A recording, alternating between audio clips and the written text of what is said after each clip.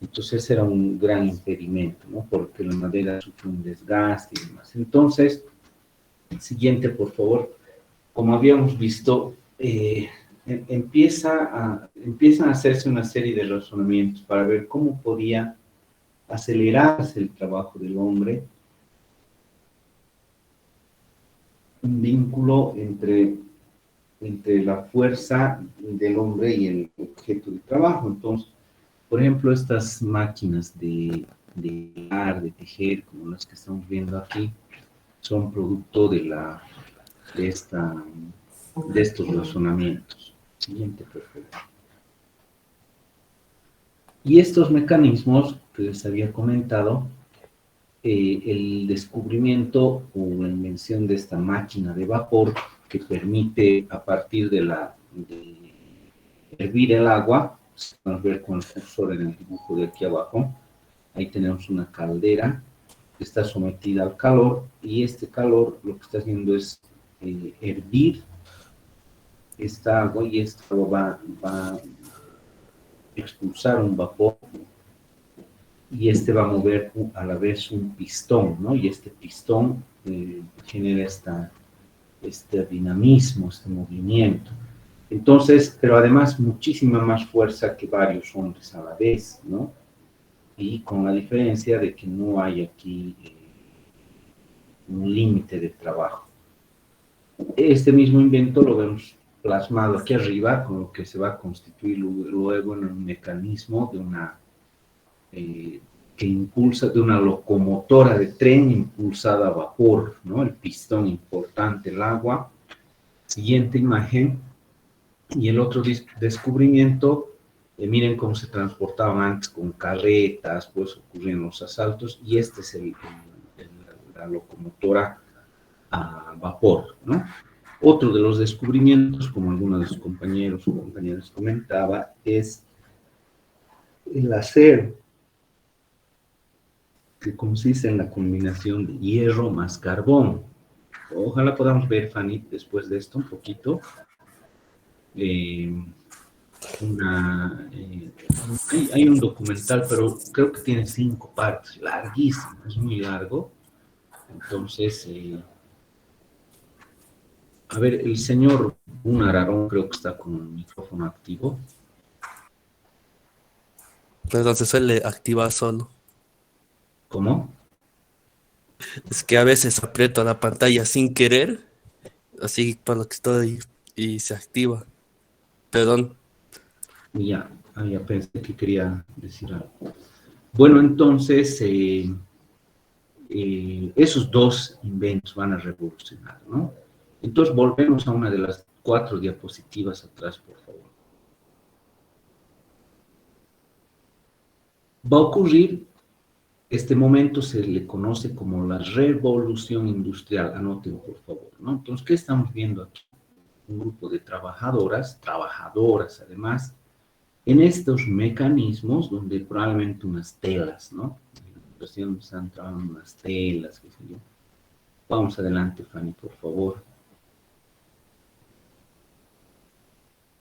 Y, consecuentemente, si antes se producía un zapato en una semana a pedido, porque era un maestro zapatero el que tenía que elaborar un zapato, o un libro, yo tenía que encargar un libro para que me lo hagan, ahora esa imprenta mecanizada además va a permitir la producción masiva, la producción en serie. Anoten todo esto que estamos diciendo. Y se va a producir una explosión de productos. Y productos que deben ser expuestos, deben ser mostrados. Entonces, ¿qué es lo que estamos viendo aquí? Son estos centros que en la actualidad los conocemos como mercados, como galerías de exposición, ¿no? Entonces resulta que ahora tengo 100 zapatos, los tengo que mostrar. Y para mostrarlos necesito espacios, y son estos grandes espacios acristalados.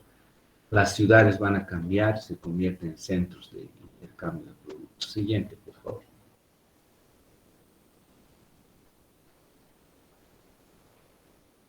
Este es el famoso Palacio de Cristal, hecho por un ingeniero, Joseph Paxton. Desaparece por un incendio, no sé qué pasa, pero miren, este es el concepto del centro de exposición que están haciendo. Siguiente, por favor. Acero y cristal.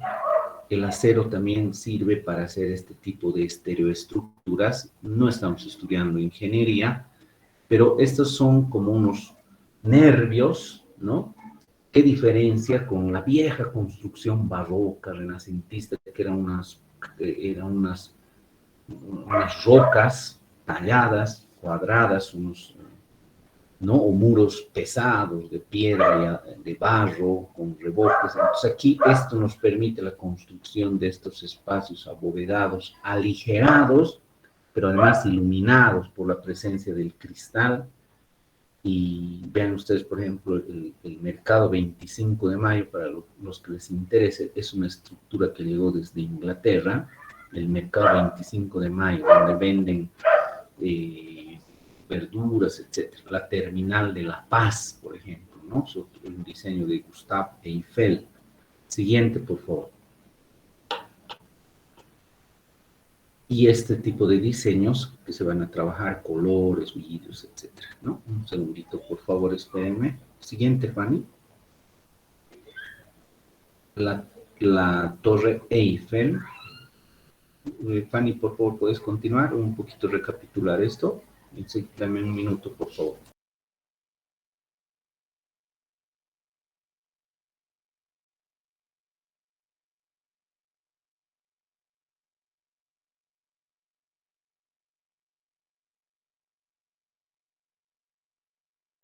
Bueno, ahorita les vuelvo a continuar, pero con la pantalla así para que puedan enviar el micrófono rápido. Bueno, habíamos hablado de la Torre Eiffel, diseñada por Gustave Eiffel, y hemos visto que dentro de la parte de la historia es que esta fue diseñada para un concurso y al final a muchos de los franceses que habitaban en este lugar no les apetecía, ¿no? Les pasé un pequeño video incluso chistoso de cómo fue la anécdota de Gustave Eiffel cuando se enfrentó a la gente del lugar con el diseño. Y es que aparte probablemente fue un poco exagerado, pero tiene parte de verdad en lo que mencionó el chico este de TikTok. Se pueden encontrar muchas cosas interesantes y datos, así que les recomiendo un poco su cuenta. Pero vean que incluso la resistencia del acero con el que se hizo esta infraestructura se ha conservado hasta nuestros días. Tengo incluso la misma persona que sí evidentemente dijo aquí, Gustave Eiffel, fue el encargado de diseñar el tema de la terminal de La Paz y también el mercado 25 de mayo. Si uno va y se pone a observar la parte de arriba, las bóvedas, va a encontrar ciertas características como estas parecidas un poquito, ¿no? Pero es cuestión de observar, yo tampoco realmente lo había tenido en claro. Y como dato extra también, si no tengo mal entendido, es que en Sucre incluso se intentó hacer una réplica. No estoy muy segura de si fue la misma persona, Gustave Eiffel, que hizo esta réplica ya igual en la plaza, pero vaya que es interesante incluso el tema del diseño que ya tenemos en nuestro país, en nuestro continente, ¿no? Mide aproximadamente 125 metros. Y creo que esos son más que todo lo que les puedo mencionar, ¿no? Como es la historia y el tema de algunas distancias. Les aconsejo también que puedan investigar un poquito más el tema de las distancias. No estoy muy segura cuánto es la altura exactamente. Me agarró en curva aquí, justo. Pero en su cuaderno, por favor, si pueden colocar una imagen y ir señalando, ¿no? Cuánto mide desde acá, desde la punta al final, hasta el tema del suelo, sería perfecto como parte del conocimiento general, cultura general, ¿no? Hasta aquí alguna consulta o duda, tal vez algo de lo que hayamos ya visto con el H. Voy a ir al chat, estoy escuchando. Mide 300. Gracias, Rodrigo, gracias. Perdón, me agarró en curva y a veces se me confunden los datos y los cables. Ay, no, perdón. 325, ¿ve? Hay un desfase, eso incluso. Yo le pongo aproximadamente que mide 300. Creo que el dato de Daniela es más exacto, ¿no? 325 metros. No sé de quién da más, quién da menos. A ver si alguien me puede ayudar con señor Google. y 116 antenas, ¿ven? Un poco más precisos. ¿Alguien más? ¿Alguien da menos?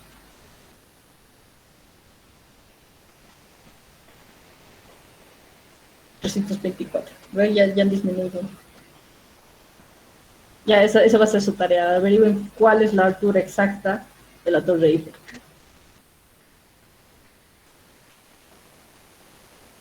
Pero vamos a dejarlo como un dato, hasta para que no haya ningún problema con el tema de esto de las distancias, que mide aproximadamente más de 300 metros. Así también ustedes no se van con el conocimiento vago. Aquí está el de Alexander. Peso, número de remaches, número de piezas de hierro. Mejor, sí, esto si quieren lo pueden copiar del dato de Alexander. Ahí les sirve, ¿no? Para uniformar la información. Ok. ¿Algo más, muchachos?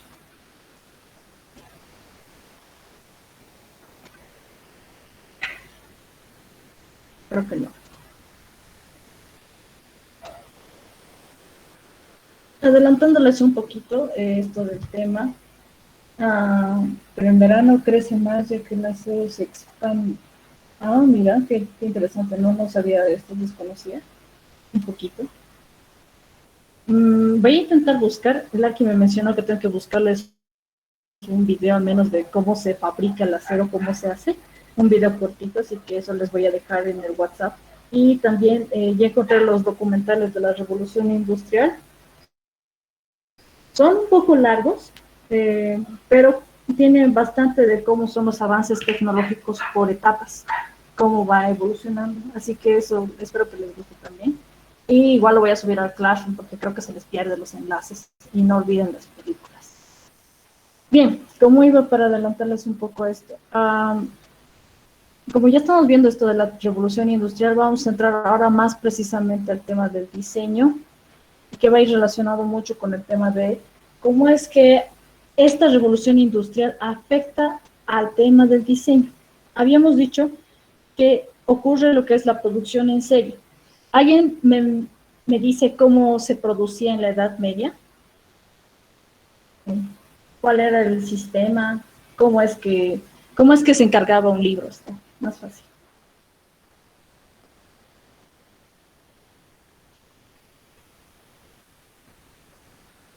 Nadie quiere participar.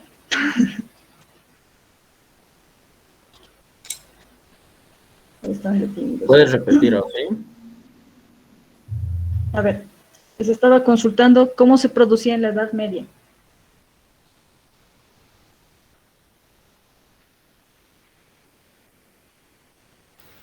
¿Puedo responder?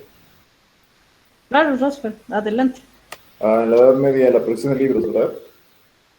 Sí, un ejemplo, a ver.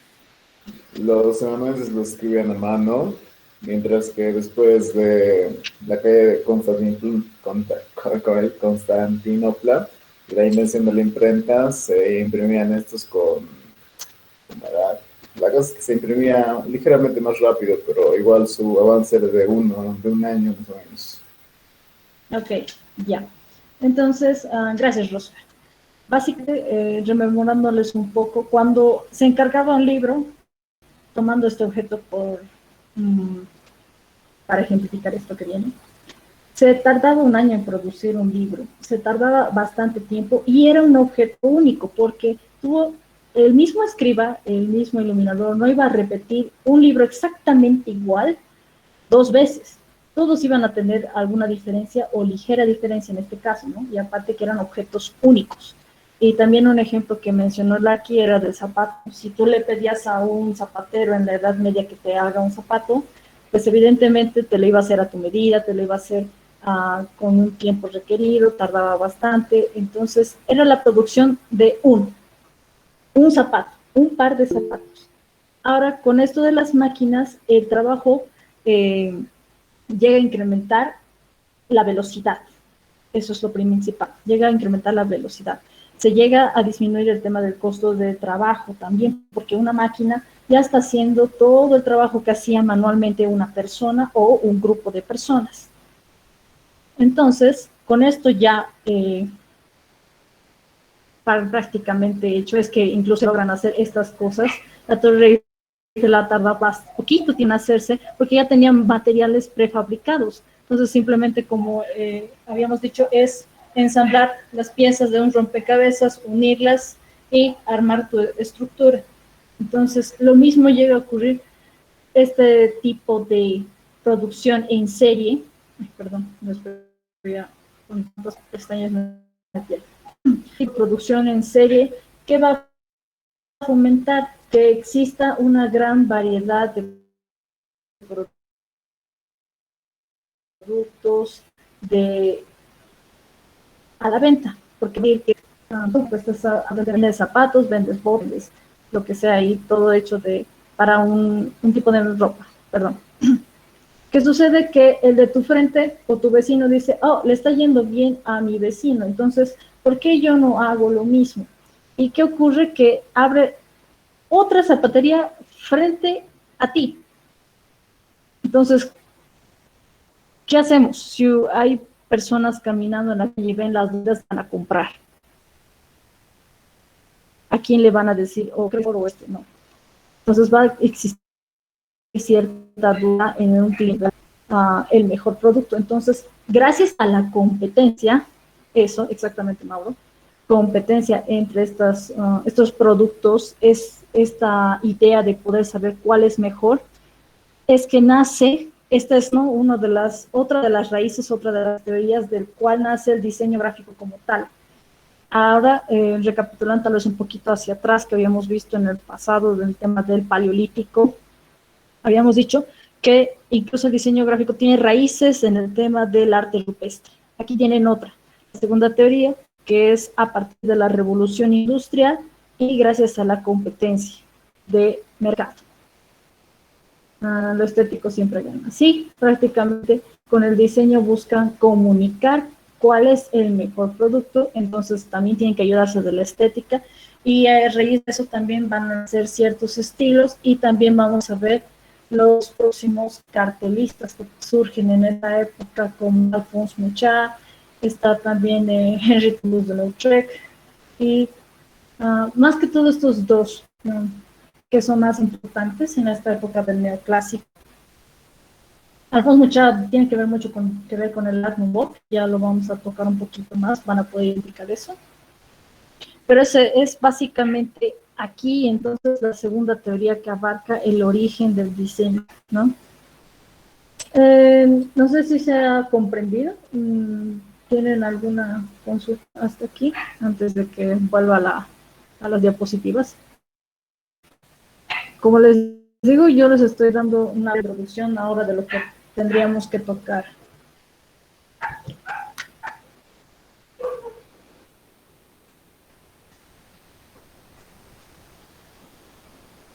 ¿No, muchachos?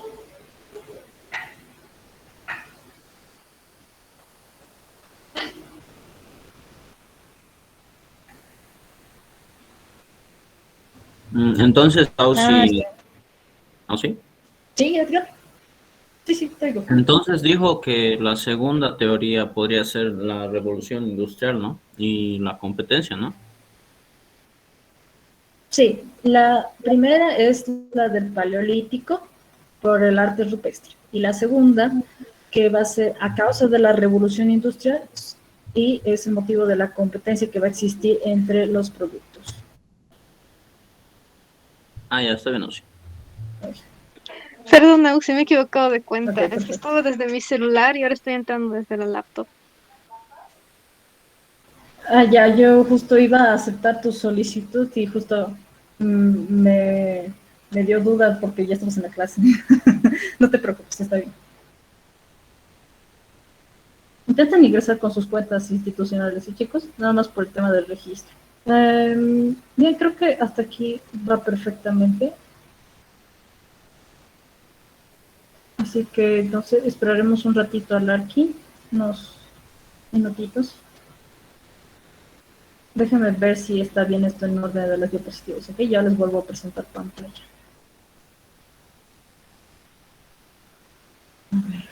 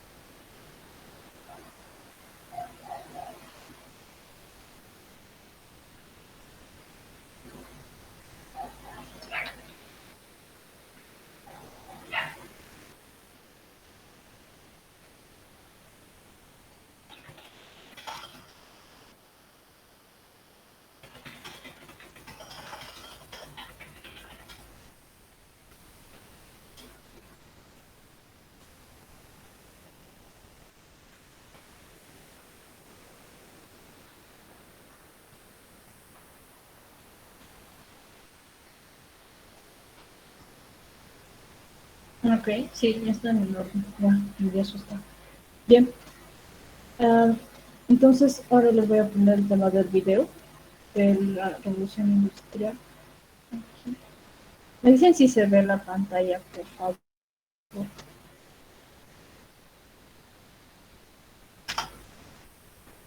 Sí, muchachos, ¿se ve?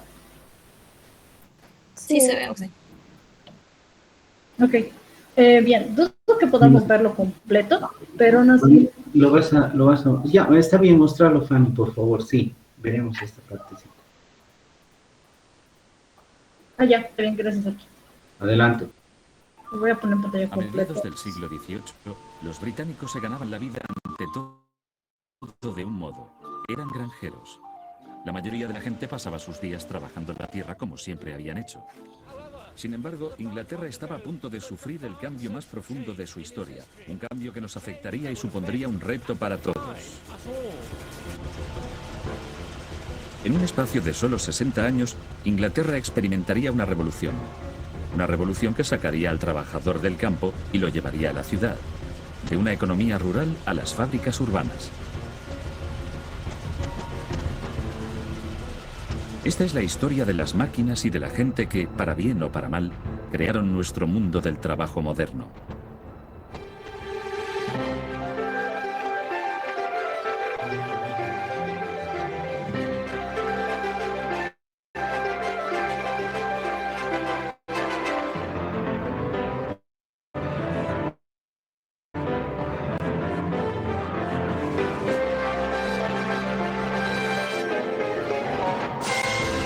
¿Qué hizo la revolución industrial por nosotros?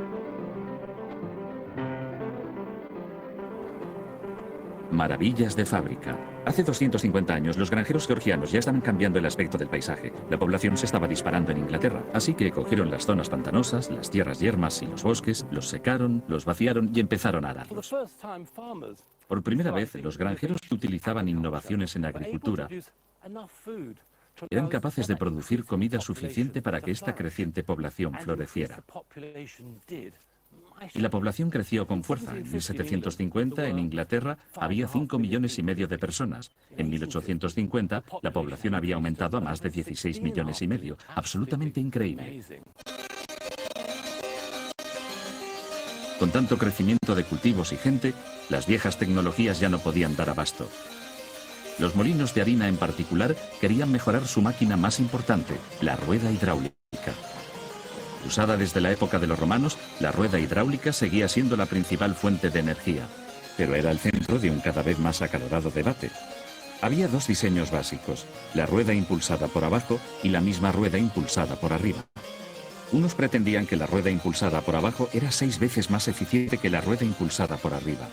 Otros insistían en que la rueda impulsada por arriba era 10 veces mejor. En 1752, un constructor de instrumentos científicos, John Smeaton, se atrevió a intentar resolver el asunto con la ciencia. A los 27 años, Smeaton recibió el encargo de construir un molino de agua. Era todo un acontecimiento porque él nunca había construido uno antes. Para decidir qué diseño utilizaría en su molino de encargo, Smeaton construyó un sofisticado modelo de madera hidráulica impulsada por arriba y por la rueda hidráulica impulsada por abajo en el mismo marco de madera con la misma altura de caída de agua. Ahora voy a dar un repaso a este significativo experimento. Esta de aquí, por supuesto, es la rueda impulsada desde abajo y funciona así. Abro el depósito, sale el agua y chorrea por debajo de la rueda y gira las palas. Ahora bien, aquí está la rueda impulsada por arriba. Lo mismo de antes, abro la esclusa y el chorro de agua sale por aquí. Debo decir que con el mismo volumen, sin ninguna duda. La potencia del agua es la misma en ambas ruedas. Lo que resulta interesante es que giran en distintas direcciones. Entonces, ¿cuál tiene más fuerza? Bueno, tendremos que hacer el juego de la cuerda para averiguarlo. Se puede hacer conectando las dos ruedas con esta barra de aquí. Por supuesto, la rueda más fuerte predominará y arrastrará a la más débil en su dirección. Que empiece la batalla.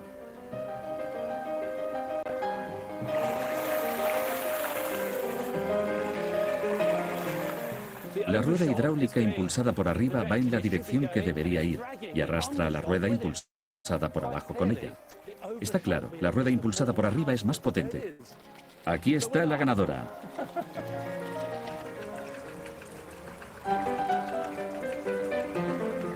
Smeaton mostró con su experimento que la rueda impulsada por arriba es aproximadamente el doble de eficaz que la rueda impulsada por abajo. La clave es la gravedad. La energía de la rueda impulsada por arriba es mayor porque cae desde arriba. No queriendo precipitarse en sus conclusiones, Smeaton tardó 6 años en publicar sus hallazgos. Los detalles de su análisis me han dejado un poco desconcertado, pero asombró a sus coetáneos. Con esta prueba científica y el análisis del resultado, Smeaton presentó un argumento sólido sobre la eficacia de máquinas que otros podrían continuar. Smeaton realmente había puesto los cimientos para la moderna profesión de la ingeniería civil.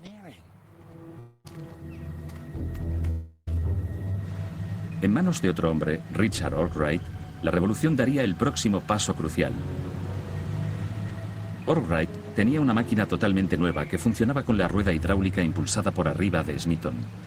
Estaba escondida en un valle remoto de los Peninos en Derbyshire, como en una fortaleza. No quería que nadie viera lo que tenía allí dentro. La máquina secreta de Arkwright transformaría la manufactura de la industria campesina tradicional que se había mantenido intacta durante generaciones. El hilado de algodón.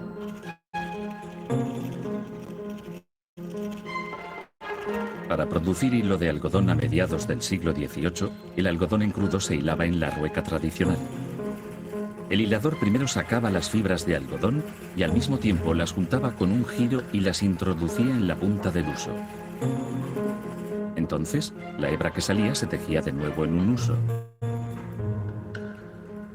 Era una labor de trabajo intensivo, muy especializado, pero requería mucho tiempo y solo producía un hilo muy frágil. La máquina de Arkwright cambiaría todo esto. La historiadora textil Anna Benson nos puede explicar cómo. Y ahora, Anna, aquí hay algo bastante diferente, una máquina que revolucionó la producción de hilo, el marco giratorio movido por agua de Arkwright. Una cosa maravillosa. Anna, ¿puedes contarme cómo funciona este marco giratorio movido por agua? Quiero decir, lo que veo aquí es casi igual que el algodón natural que tenías allí en la mano, ¿verdad? En esta máquina, todos los procesos que he hecho en la rueda grande se hacen al mismo tiempo. Así que por modalidades, el de atrás va más que el de delante. El trocito que yo estaba haciendo en la rueda grande se hace aquí. Va sacando las fibras de forma que cada vez es más fina. De acuerdo. Ahora puedo ponerlo en funcionamiento para ver lo que quieres decir. Tengo la rueda girando a mi ritmo y luego pongo en marcha el mecanismo así y... allá vamos. Es fantástico, lo hace todo a la vez. Lo va cogiendo, hilando y tejiendo. Años antes se habían patentado unos rodillos de ajuste, pero fue el genio de Arkwright quien creó el sistema para que estos rodillos de ajuste funcionaran. Entonces, obviamente, está haciendo más hilo más deprisa y también, a mi entender, la calidad es mejor. De hecho, era tan bueno y tan fácil de producir que Arkwright podía pensar en grande.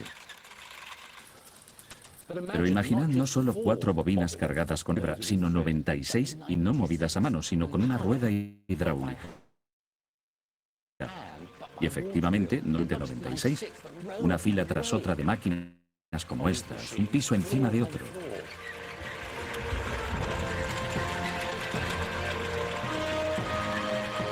Un sueño como este implicaba un tipo de edificio totalmente nuevo. Era la Catedral de la Revolución Industrial. El prototipo de molino de hilado de algodón de Arkwright fue el primero de su clase en el mundo y el iniciador del sistema de trabajo en fábrica. Arkwright puso anuncios para que los trabajadores vinieran de muy lejos, pero él buscaba un tipo de trabajador en particular. Dado que el marco giratorio movido por agua había convertido ese trabajo de habilidad en un sencillo juego de niños, Arkwright necesitaba principalmente mano de obra no cualificada. Puso anuncios para familias de forma que tendría como empleados en su molino por muy poca iglesia, un mercado e incluso unas que vinieran familias de otras zonas, era el buen estado de las viviendas. Durante los años 1770, Arkwright construyó estas casas en Dorchester, pobres o incluso muy pobres, urbanos o rurales, habrán estado realmente fascinados por este alojamiento palaciego. Esto tuvo que haber sido un gran incentivo para trabajar en el molino. ¿Y cómo trabajaban? De día y de noche.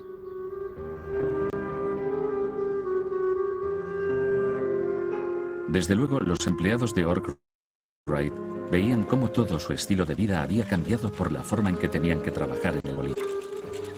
Para sacar provecho de su inversión, Arkwright dirigió esta fábrica de Cromford para que funcionara a las 24 horas. Y así empezó el trabajo. Esto era altamente productivo, pero un lugar un poco preocupante. La mano de obra trabajaba duro durante muchas horas fijas, que se hacían cumplir con amenazas de castigos y multas. Niños exhaustos trabajaban duro en turnos de 13 horas y 6 días a la semana. La máquina dictaba el ritmo de vida. Y este era el precio que los empleados pagaban por un pequeño, aunque seguro salario. Su patrón, Arkwright, por otra parte, estaba ganando una fortuna. Concedió licencias de su patente tecnológica del marco giratorio movido por agua, pero solo en cantidades de 1000 usos, así que cualquiera que quisiera utilizar la máquina también tenía que montar una fábrica.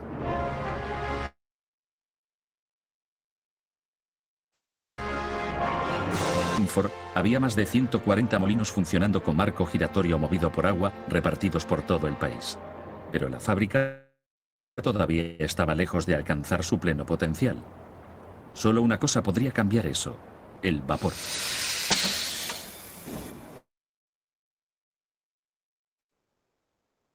Buen libro, el chaval de 15 años se sentaba en casa todo el día observando cómo hervía el hervidor. Levanta la tapa, mira dentro, ve el vapor que sale, ve el vapor condensado. Ahora, lo que la tía tomó por holgazanería era en realidad el gran interés de un joven. James Watt se hizo mayor y llegó a ser un constructor de instrumentos científicos en la Universidad de Glasgow. Un día le pidieron que reparara un modelo de uno de los motor Newcomen. El modelo se había quedado literalmente en vapor. El motor Newcomen se había estado usando desde principios del siglo XVIII. Era usado principalmente para bombear agua de las minas, pero no funcionaba muy bien. El motor funcionaba por el principio del vacío, creado por la condensación de vapor en un solo cilindro. Sin embargo, consumía una enorme cantidad de carbón para producir bastante poca energía. Ahora, el problema con este motor es que el cilindro tenía que ser calentado y enfriado, calentado y enfriado, calentado y enfriado. Esto hacía que la máquina fuera realmente muy ineficiente. Watt arregló el modelo, pero batalló con el problema de su ineficiencia durante más de un año. Entonces fue a dar un paseo por un campo de golf de Glasgow. En 1765, mientras caminaba por Glasgow Green, llegó la inspiración. Tal como iba a escribir, no había caminado más que hasta el centro de... Buen tiro, señor.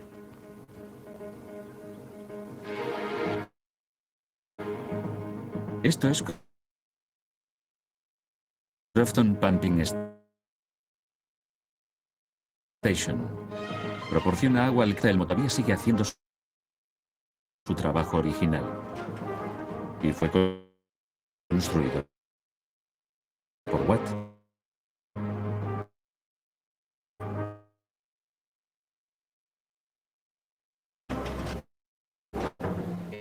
El vapor era inyectado en mí. Este hombre, Watt, tuvo una sencilla, ingeniosa idea. Un verdadero salto adelante. En su motor, el sofriado estaba separado del cilindro. De abajo, algo maravilloso, lo cual significa que el cilindro de arriba permanecía caliente todo el tiempo. El vapor del hervidor entra por el cilindro de la parte superior empujando hacia abajo al pistón de dentro. Al final del recorrido la presión del cilindro es ecualizada y el peso natural de la barra de la bomba tira del pistón hacia su posición inicial. Mientras sube, una válvula libera el vapor dentro del fondo del cilindro. Con cada golpe descendente, este vapor es recogido en el condensador separado donde queda condensado. Este proceso crea un vacío que hace bajar el pistón cuando el vapor de arriba lo empuja hacia abajo. Este increíblemente eficiente uso del vapor significa que el motor de Watt consume menos de la tercera parte del carbón utilizado por el motor Newcomen. 2 veces más potente.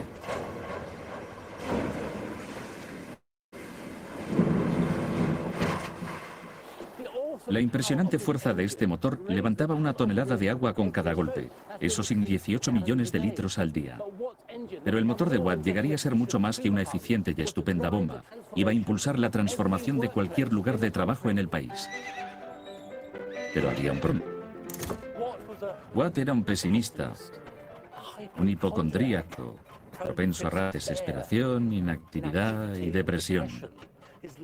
Tuvo su punto bajo en 1773, cuando llegó a la conclusión de que no había nada más insensato que inventar. Y por una vez, su decisión era justificada, porque al cabo de 8 años de trabajo duro con su motor de vapor, su socio quebró. Lo que necesitaba, claro, era un nuevo socio, uno con impulso, con recursos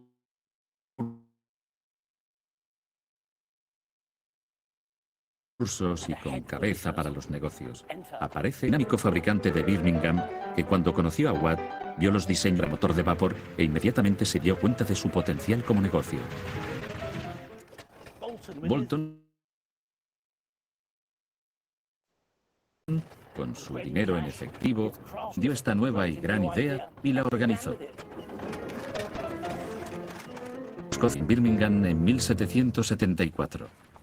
Asociados, estos 2 hombres iban a ser, como veréis, gigantes de la revolución industrial. En 5 años, después de mejorar sus prototipos, crearon el mercado de motores de vapor para bombear agua de las minas de cobre y plomo. Pero Bolton tenía mayores ambiciones. Bolton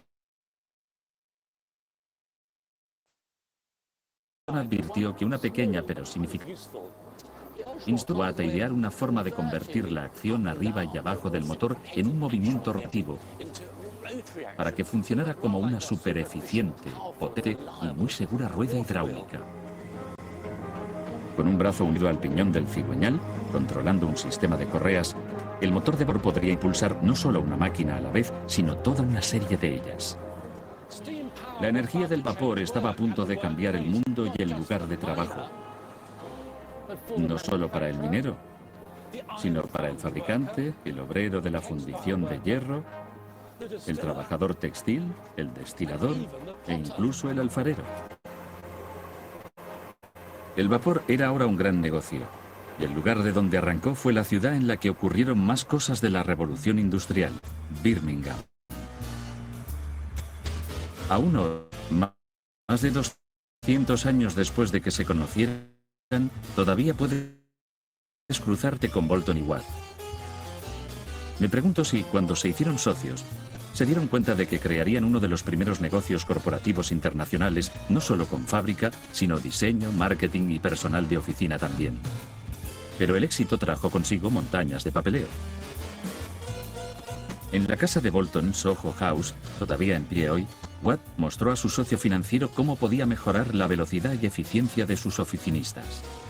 El lúgubre Watt creó la precursora de una herramienta clave en la oficina. No podemos imaginar cómo lo haría sin ella, la fotocopiadora.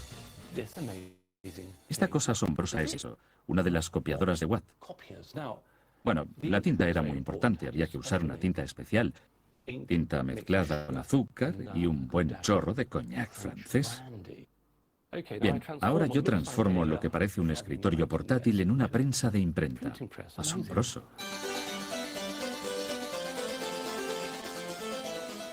Bueno, ahora voy a hacer una copia de mi carta. Watt me da estas instrucciones.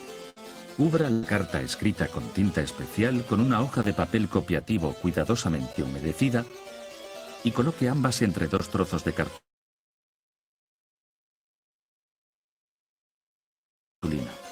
Luego, enganche la manivela al rol de cartón y finalmente... Vamos a ver. Cielos, asombroso. Una copia, no muy limpia quizás, pero puede ser que yo no haya puesto muy bien la tinta o el tipo de humedad adecuada en el papel. Pero de todas formas, una muy buena copia. Y bueno, aquí está. Mr. Watt lo hizo, inventó la primera máquina copiadora.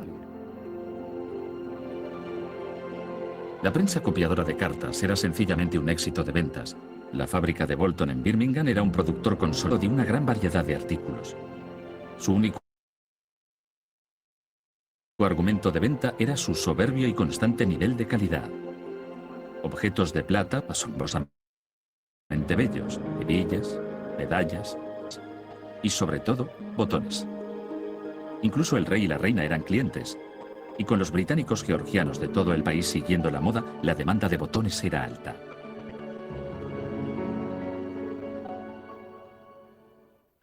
Para hacer frente a esa demanda, Bolton tuvo que desarrollar todo el potencial de una nueva técnica de gestión, la división del trabajo. La mano de obra estaba a punto de conocer la producción en cadena.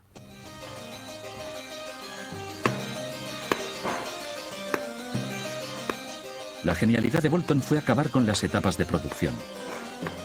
Uno que visitara su fábrica veía cómo, en lugar de emplear una sola mano para producir un botón, trabajadores con habilidad y sin ella realizaban diferentes partes del proceso, ya sea redondear, estampar, cortar, grabar o dorar.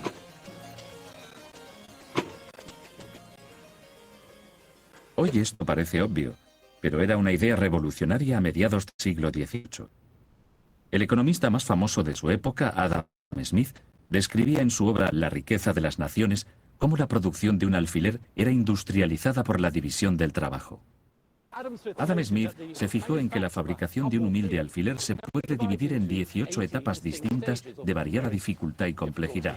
Por ejemplo, sacar el alambre, estirar el alambre, añadir la cabeza del alfiler, bastante complicado seguro, una cosa tan diminuta, y luego, claro, el afilado del alfiler. Ahora Smith advirtió que si participaban 10 personas en la producción de alfileres, siendo cada una responsable de una etapa diferente de fabricación, entonces en un día se podían hacer 48.000 alfileres, una media de 4.800 alfileres por persona. Por otra parte, si una sola persona intentaba hacer una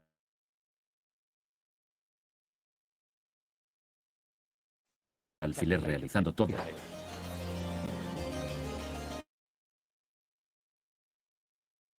Más.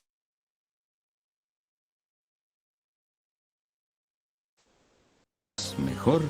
Y presa de control de botones en Birmingham, que es el origen de la época de Bolton, todavía trabaja mucho. Aquí podemos ver cómo cada etapa la realiza uno diferente. Y todavía hoy es la forma más económica de producir las cosas. Con la energía de vapor y una mano de obra organizada dirigiéndola, la revolución industrial era imparable. A principios del siglo XIX, la minería, la ingeniería y la fabricación avanzaban literalmente a todo vapor, dejando atrás a la vieja economía agrícola.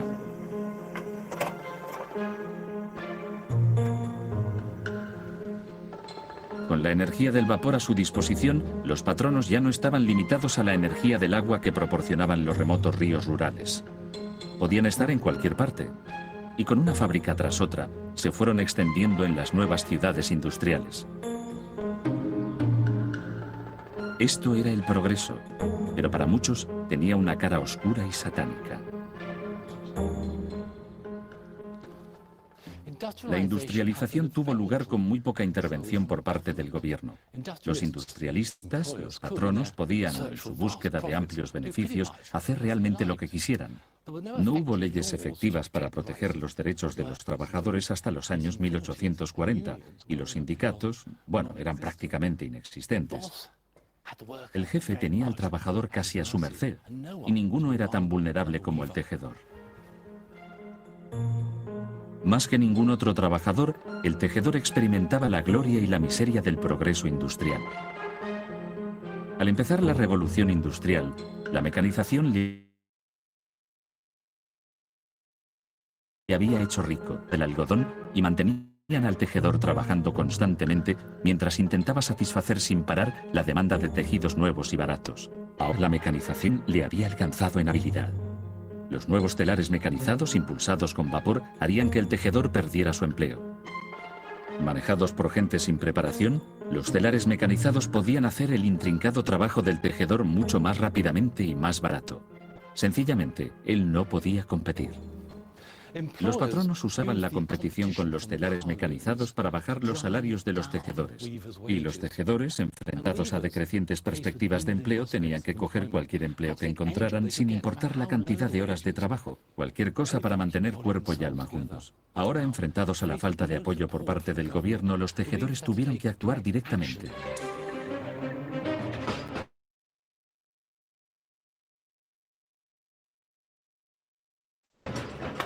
Los textiles de Inglaterra. Pero la protesta fue en vano. Los tejedores de Inglaterra, enfrentados al hambre, llegarían literalmente a desaparecer.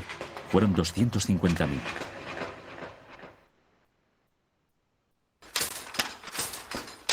Un telar especial que no solo revolucionaría el mundo del tejedor, sino que pondría en marcha la revolución tecnológica de hoy. El telar Jacquard. Un francés, Joseph-Marie Jacquard, inventó su telar en 1801 para tejer telas con estampados de moda. Lo ingenioso era que los estampados se podían tejer automáticamente. Un estampado se hace al pasar la trama, un hilo de color que corre a través del telar por el espacio entre los hilos tensos de la urdimbre que van de la parte de delante del telar a la de atrás. El estampado que sale depende de si la trama pasa por encima de los hilos de la urdimbre o por debajo. Para que eso ocurra, algunos hilos de hilo. He venido a Paradise Mill, en Macclesfield, para que nos lo cuente una tejedora, Sarah Liss. ¿Cómo sabe el telar qué hilos de la urdimbre hay que levantar, cuáles hay que dejar en su sitio y en qué orden? Bueno, todo está controlado por el Jacquard desde arriba y con sus tarjetas perforadas que le dicen cuáles quieren dejar o coger. Veo aquí montones de tarjetas, cientos de tarjetas con miles de agujeros, pero no acabo de entender cómo funciona. ¿Me puedes dar más detalles? Tengo un modelo para mostrárselo claramente. ¿Quiere verlo? Estupendo, déjame verlo. Sí, claro. Sí, por favor. Todo depende de estas tarjetas de aquí. Estas tarjetas están presentadas a estas agujas con resorte. ¿Puedo tocarlo? Sí, claro. Están bastante afiladas. Muy bien, aquí están. Las agujas están aquí, se meten en los agujeros. Sí, y estas van a su vez presentadas a estos ganchos. ¿Y entonces controlan los hilos de la urdimbre por debajo? Si hay un agujero en la tarta, la aguja pasa a través de ella y el gancho se queda encima del plegador, que se levanta. Entonces, si hay un agujero, el hilo de la urdimbre se levantaría, mientras que si hay una parte sólida, el gancho es empujado fuera del plegador y el hilo de la urdimbre se queda abajo. Si muevo el pedal, se puede ver como cada vez coge hilos diferentes. Increíble. Así que estas tarjetas son básicamente el código para el estampado en el tejido. Sí. Esto parece algo muy innovador. Lo era. No solo controlaba el Jacquard, sino que más tarde esto condujo a los primeros programas de ordenador. Así que los mismos códigos del sistema binario se usaron para programar el telar Jacquard. Los agujeros y espacios y un trozo de tarjeta se aplicaron más tarde para programar los primeros ordenadores. Así, en este sentido, se puede decir que la tecnología del mundo moderno de la información empezó aquí, con el telar Jacquard.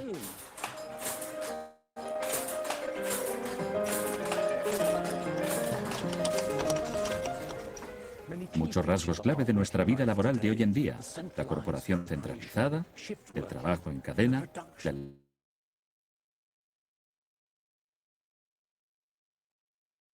línea de...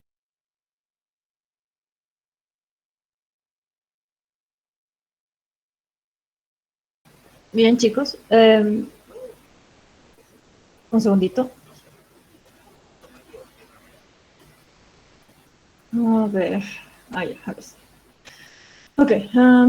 Bien, hemos terminado de ver este video. Igual se los he pasado por WhatsApp, ya que algunos me han informado que estaba con el tema del audio cortado. No sé si esto ha ocurrido a todos. Aún así, igual les sugiero que lo vuelvan a ver, no hay problema con ello si es que se escuchan algunas zonas entrecortado. Pero bueno, hemos intentado visualizar esto un poquito más para contextualizarnos sobre todo, más que a que anoten con precisión quién ha creado tal invento, ¿no? La idea es que ustedes presten atención cómo es que era una reacción en cadena que al final un proceso ya se volvía un poco más veloz, entonces tenía que evolucionar otra cosa, pasar con el tema de las máquinas. Entonces esa era la idea, que ustedes vean cómo es que surge este efecto en cadena, ¿no? Bien, prácticamente ahora lo que sigue en la oración es luego el tema de un movimiento que va a surgir en esta época, así que denme un segundito, luego de presentar pantalla. Arki, no sé si se encuentra presente.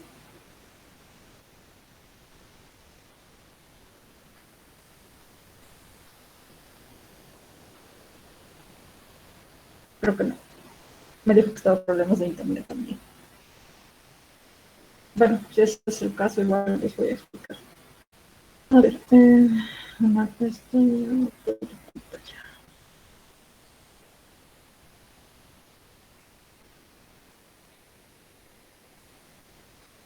Ok, ¿se ven Mimi, chicos? Muchachos. Sí. Gracias, chicos. Bien. Ok. Quiero aclararles algo antes de que sigamos con esto de los apuntes. El primer mapa mental que ustedes van a entregar hasta ahorita va a ser el tema de... Vamos a dividir el neoclásico en dos partes, dos mapas va a ser. Pero el primer mapa, anótense, va a estar el tema de lo que hemos avanzado, las características del neoclásico, todo eso, de la Revolución Francesa, ¿ok? Y el segundo va a estar dividido igual, el tema central va a ser neoclásico, y aquí entraría el tema de la Revolución Industrial, como una segunda parte, y todo lo que vamos a ver a continuación de Arts and Crafts, los cartelistas, etcétera, ¿ok? Se los voy a anotar en el chat en un segundo, cuando termine de explicar esta parte, ¿vale? Bien, entonces, hemos visto que ocurre la revolución industrial, hay el auge de las máquinas y sucede algo interesante. Movimiento and Crafts, aquí, tiene otros nombres igual, Arts and Crafts Movement, American Craftsman, y creo que pueden darse una idea vaga de qué puede tratar tal vez, porque la traducción al literal viene a ser artes y manualidades o un movimiento de manualidades, ¿no? Tiene una influencia de la arquitectura, las artes decorativas, las artes británicas y norteamericanas, e incluso el diseño de esos jardines que habíamos visto, ¿no? Les mandé unas fotos por WhatsApp igual, de unos jardines, ¿no? Cómo hacían sendas, todos esos jardines, todo eso va inspirado en este movimiento artístico, ¿ok? Y aquí está, surge el tema de la segunda mitad del siglo XIX, ¿y cuál era la función de este movimiento? Pasa que al existir este auge de máquinas, todos los productos, todo se vuelve mecánico, industrializado, y pierde una esencia fundamental que carece, o bueno, había en el tema de la Edad Media, era que era un trabajo manual. Creo que esto puede verse un poquito más comparando al tema actual. ¿Alguien ubica a las personas aesthetic vintage? A ver, no sé si alguien me puede dar una idea de cuál es su concepto de estas personas.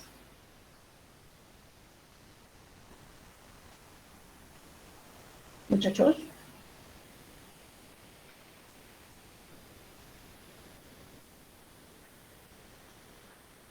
Nadie se considera aesthetic vintage en el curso.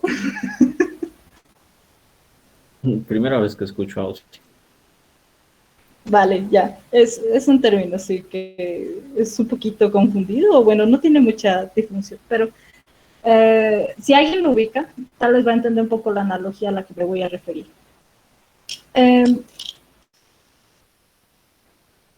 Estas personas como que buscan volver al pasado.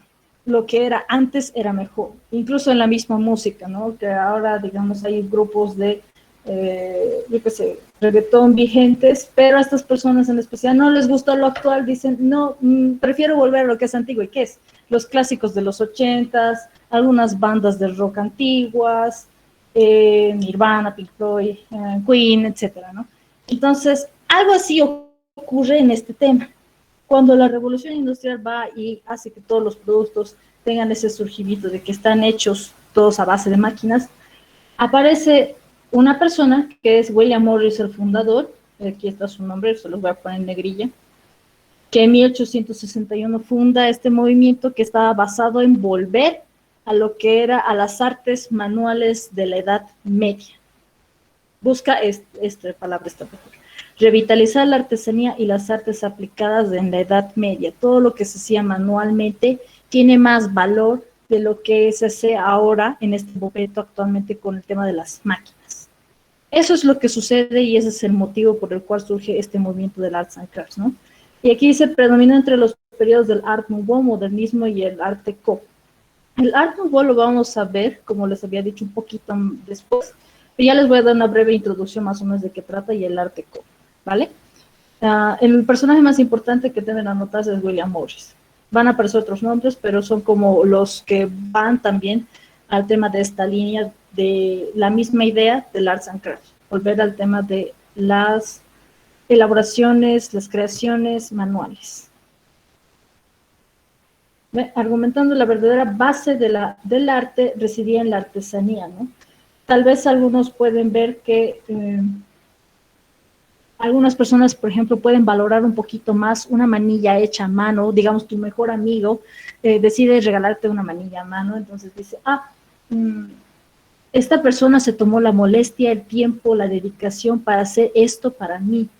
A que tu mejor amigo diga, bueno, te compré una manilla y te la regalo.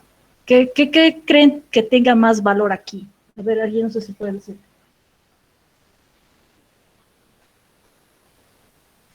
Lo manual, Ausi. El manual, ¿ves? Tal vez algunos vayan a disuadir, obviamente, pero personalmente incluso yo prefiero que las cosas sean manuales porque está esa misma idea. Está el decir de que se ha tomado la molestia de hacerlo, elaborarlo para ti, y es único en el mundo, porque no lo va a volver a hacer, no le va a volver a salir igual, por más que intente hacerlo 100,000 veces, es único. Entonces, aquí dice, ¿no? Se otorga menos valor a lo manual en el tema del neoclásico, cuando aparece el momento de la revolución industrial, sustituyendo por objetos fabricados en serie, ¿no? ¿Qué pasa? Que los objetos fabricados en serie tenían estas características de acá, si lo pueden tomar, ¿no? Desprendían esto de la esterilidad, una falsedad y un engaño. Quiere decir que al final no tenían tal vez un sentimiento, ¿no? Y en cambio lo manual otorgaba esta belleza y era verdadero, porque no es que le pedías a una máquina que te lo haga, tú estabas dentro del proceso de creación del objeto, ¿no? Y todo esto de los objetos fabricados en serie surge por el tema también de que era aminorar costos.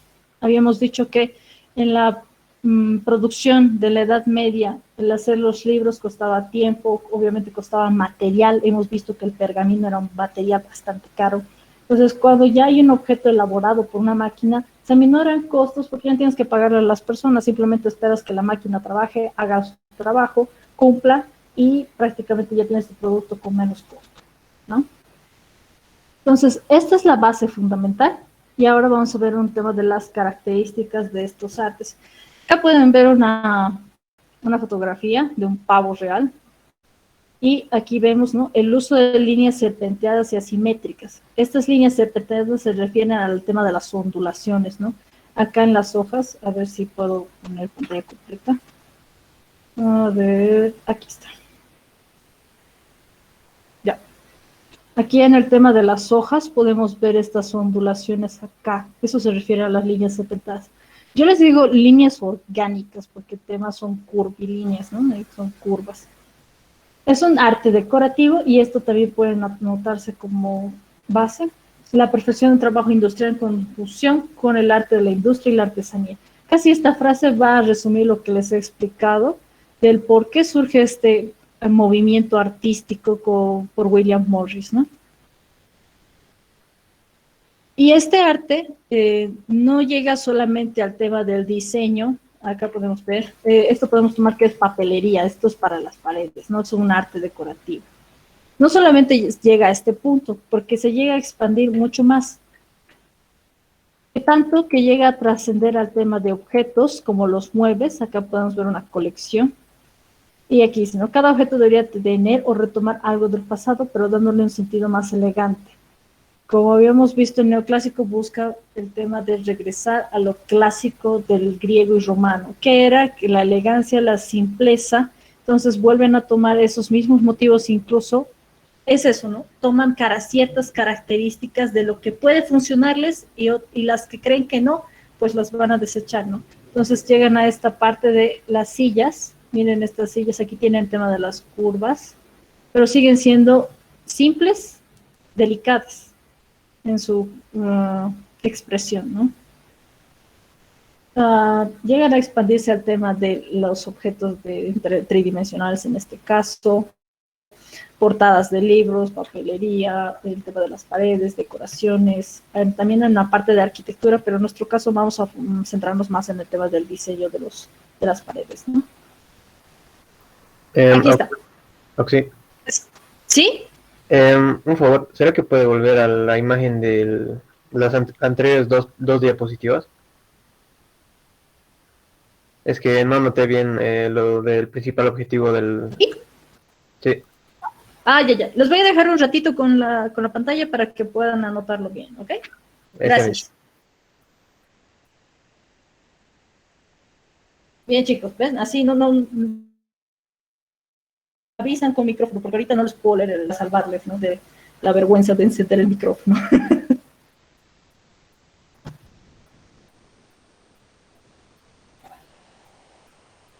El primero que acabe me avisa, por favor.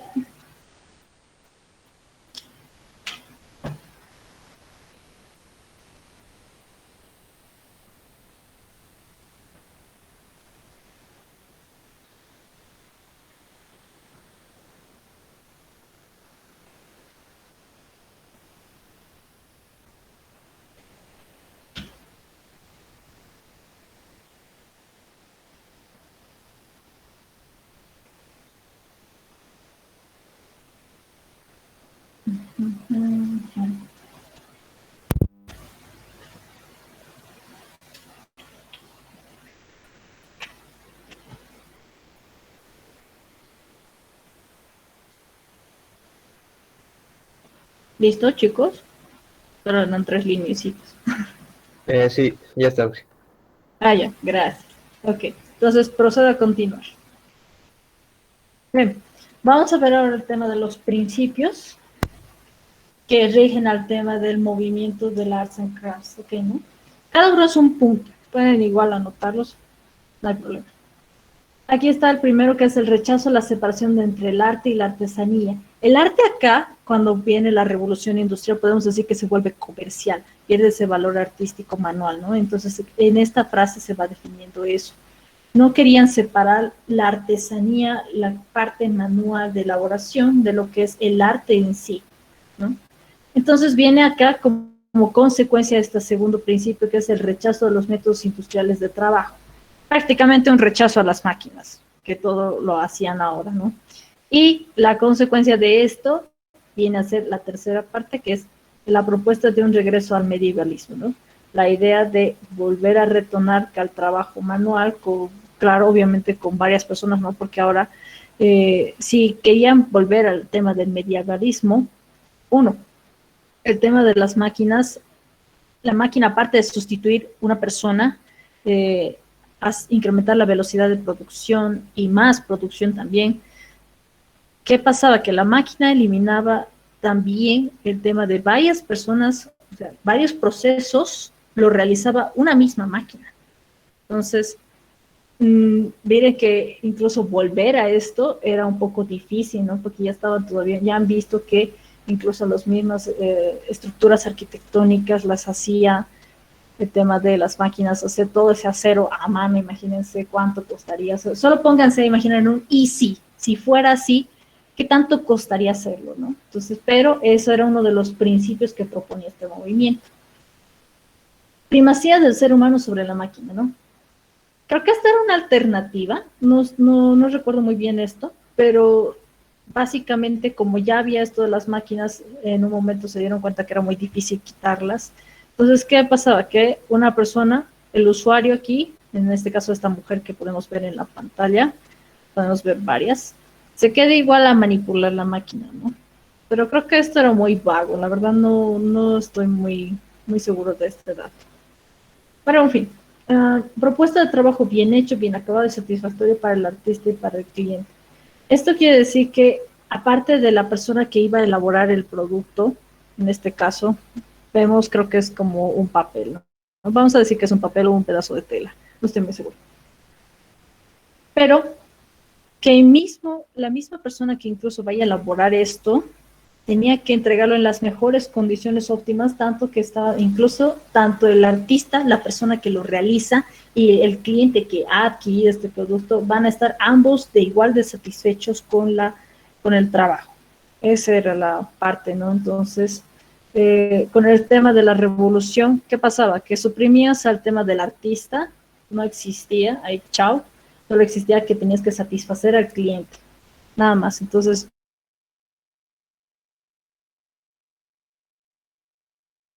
ya no había esta relevancia del artista porque él mismo. Pero bien, aquí hay algunos nombres, igual de las personas que se asociaron después de que William Morris fundara el movimiento en 1861. Pero el más representativo es la persona que lo fundó y vamos a ver algunas de sus creaciones a modo de que vayan observando las características, ¿no? Aquí está su breve biografía. Artesano, impresor, diseñador, escritor, poeta, estas personas que tenían varios oficios prácticamente a edades bastante. Aquí está, ¿no? Luchó por la perfección y originalidad de las obras de la artesanía e indirectamente por la arquitectura, porque sí, habíamos dicho que no solamente trascendía el tema de los diseños de pared o bidimensionales, trascendía lo tridimensional y esto también quiere decir, aparte de objetos, la arquitectura en sí. Hay una casa que se elaboró con William Morris, que si no mal no recuerdo el nombre es la Red House. Pueden buscarla e investigar un poco más en esto en internet, pero es casi que él hizo toda esta casa con base a esta idea del arts and crafts. Todo en la casa desprende esa idea y creo que se apoya bastante en el tema del art nouveau incluso. Pero bueno, eso se los dejo como un dato de si quieren ver más, ¿no? Como modelo tomó la artesanía de la Edad Media, ¿no? Aquí está la fundamentación. Y aquí está el comedor verde, también es uno de los trabajos de Morris and Company, ¿no? Entonces aquí hay dos infraestructuras que pueden visitar, ¿vale? Y aquí están algunos de sus diseños. Esto de las partes asimétricas y las líneas orgánicas se expresan aquí. Y mayormente las composiciones que tomaban eran con flores, ¿no? Tienen estos ornamentos florales que se desprenden. El uso de color, incluso pueden checar que el fondo es oscuro y los elementos en la parte de las figuras son claros para que vayan resaltando, ¿no? No hay un orden, no es como que vayan a encontrar una recta aquí, otra recta aquí, es todo un paralelo, no, por eso decimos que son formas asimétricas, ¿no? Todas toman un curso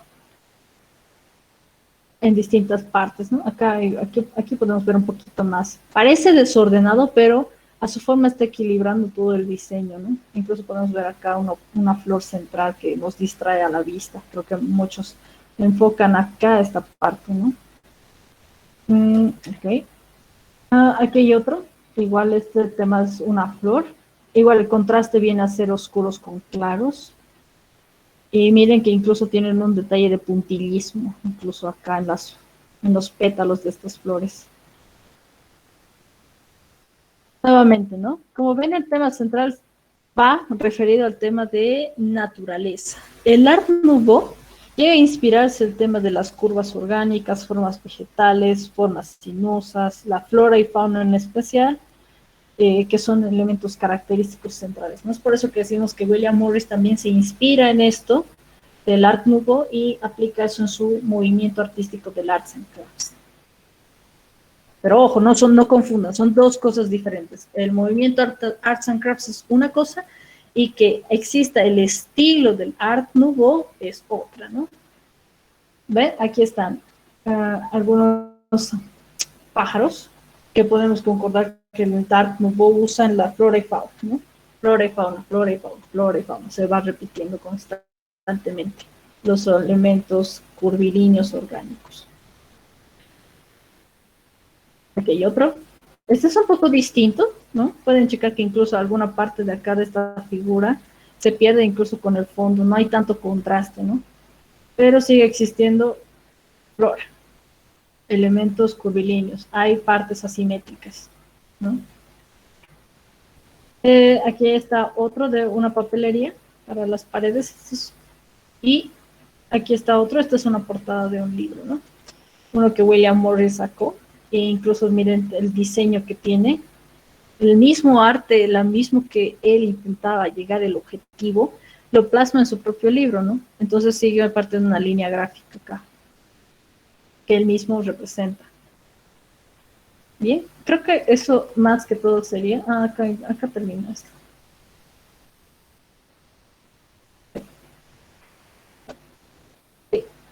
¿Alguna pregunta hasta aquí, muchachos? Todo claro.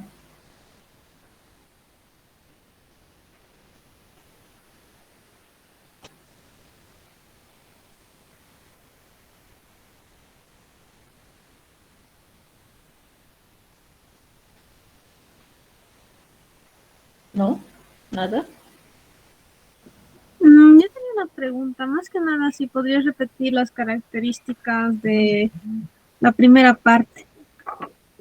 Ya, Alexia, claro. Ok, vamos a volver a retomar esto de aquí. Sí, porque no sé si anoté todas. Muchas gracias.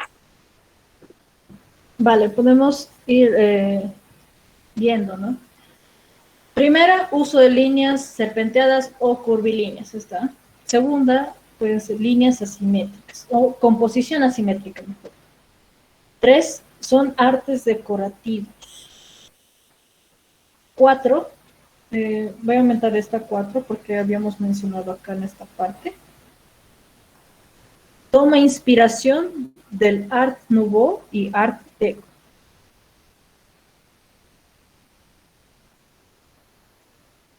Sí, creo que esos 4 más que todo. Y ya con un poco más de práctica, ¿saben para qué son las imágenes? Para que ustedes, aparte de haber oído toda la explicación que yo les doy de forma oral, ¿no? Y escrita acá, en el tema de las diapositivas, es para que ustedes vayan analizando. ¿Esta composición de acá cumple con lo que me ha dicho la auxiliar o está inventándose? Entonces, ahí hacen una comparación de que sí, existen las flores, el Art Nouveau que se inspira en el tema de flora y fauna, cumple con eso. Hay líneas curvilíneas, cumple con eso. Es una composición asimétrica, de que no es como que partas a la mitad y acá está lo mismo y acá está lo mismo. Entonces, evidentemente también es eso. Entonces, con las imágenes, ustedes van entrenando su vista. Van diciendo, esto cumple con aquello, cumple con ello, no cumple con este requisito, entonces no puede ser un Arts and Crafts. Entonces, esa es la función de las imágenes por la que ustedes van a observar, ¿no? Por eso les colocamos y vamos explicando ciertos detalles, ¿no? E incluso tal vez pueden surgir algunas observaciones de parte de ustedes y que digan, ay, pero si esto no funciona así, puede ser que sea de otra forma, etcétera, ¿no? Entonces, si incluso ustedes pueden ver un elemento repetitivo en las imágenes aquí, ¿no? Comparando todas estas, pueden ir agregando las demás características que les faltan, ¿no? Yo les he dictado las 4 principales, pero digamos que puede ser otra característica que defina el Arts and Crafts. La presencia de flores, ahí está. La presencia de contrastes de claros oscuros. Esta es otra, ¿no? Así van a ir comparando en realidad ustedes y aprendiendo mucho mejor que memorizarse y decir, sí, esto es, el Arts and Crafts es esto,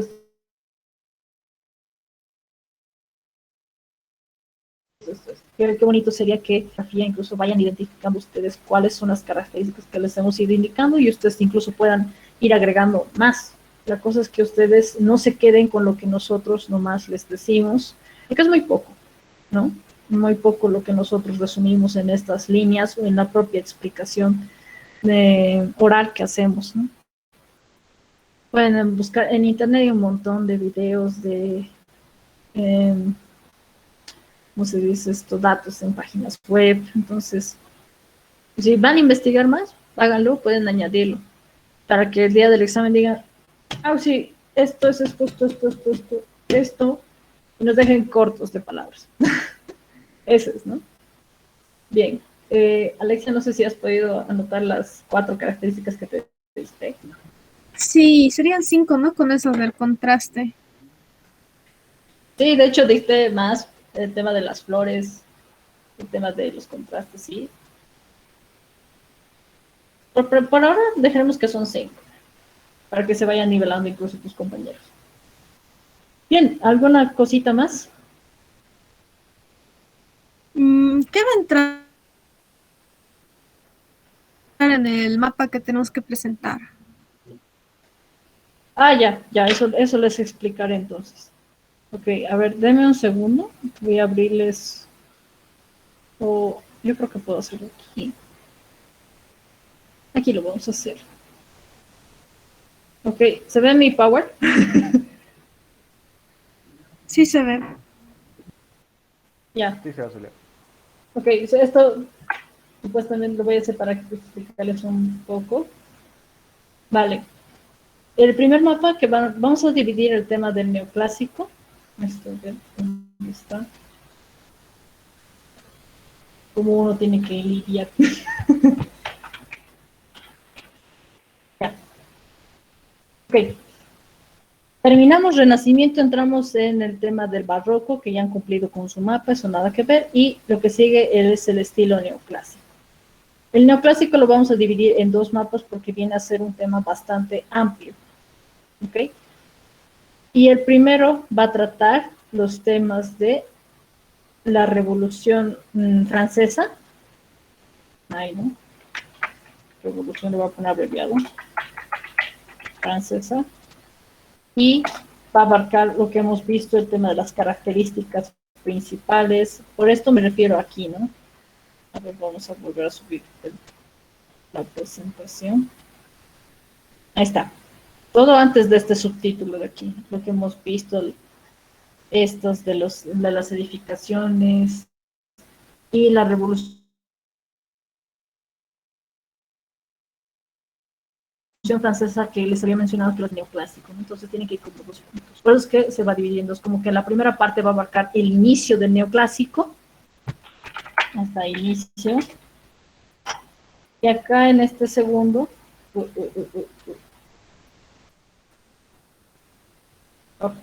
bueno, voy a dejarlo abajo.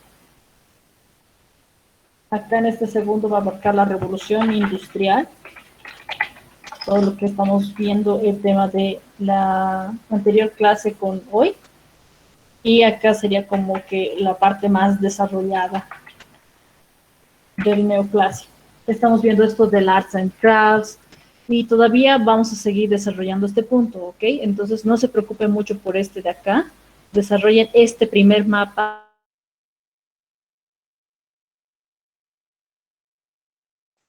que viene a ser de la Revolución Francesa. No sé si quedó un poquito mejor ilustrado esto, si tienen alguna duda.